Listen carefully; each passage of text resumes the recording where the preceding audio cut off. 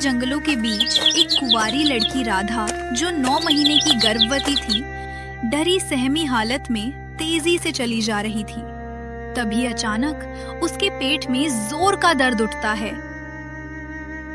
हाय दैया, मेरे पेट में बहुत तेज दर्द हो रहा है। लगता है मेरा बच्चा अब इस दुनिया में आने वाला है। मैं क्या करूं? राधा दर्द से करहाते हुए वहीं जमीन पर बैठ जाती है और जोर जोर से चीखने लगती है। कुछ देर बाद वो एक सुंदर सी बच्ची को जन्म देती है। मेरी बेटी इस दुनिया में आ गई, लेकिन मैं इसे अपना नहीं सकती। अगर गांव वालों को पता चल गया कि मैं बिना शादी के माँ बनी हूँ, तो कोई मुझे अपनाएगा नहीं। मुझे इसे छोड़ना ही होगा। फिर राधा उस मासूम बच्ची को गोद में उठाकर चलते चलते एक पुरानी गुफा के पास पहुंच जाती है। शायद यही सही जगह है। राधा उस बच्ची को गुफा के अंदर रख देती है। मुझे माफ कर देना बेटी, मैं मजबूर हूँ। इस समाज में बिना शादी की माँ को जीने नहीं दिया जाता। इसके बाद राधा गुफा का पत्थर बन करके अपने घर लौट जाती है।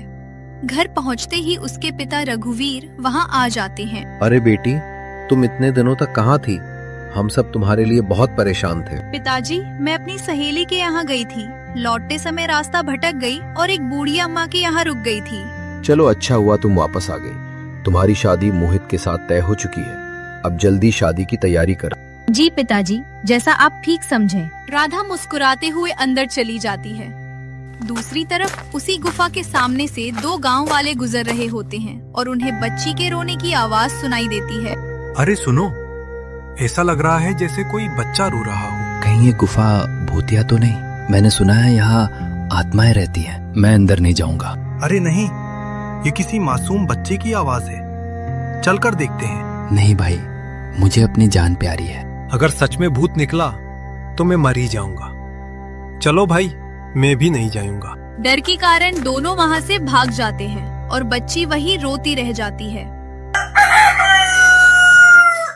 अगली सुबह राधा की शादी धूमधाम से मोहित के साथ हो जाती है। शादी के बाद वो ससुराल चली जाती है।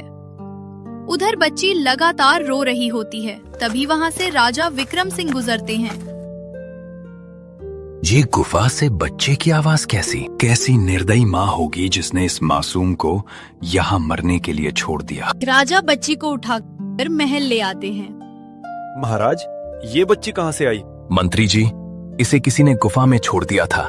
जल्दी वैद्य को बुलाओ। जी महाराज, मैं अभी जाता हूँ और वैद्य जी को बुला कर लाता हूँ। कुछ देर बाद वैद्य जी आते हैं और बच्ची की जांच करके परेशान हो जाते हैं।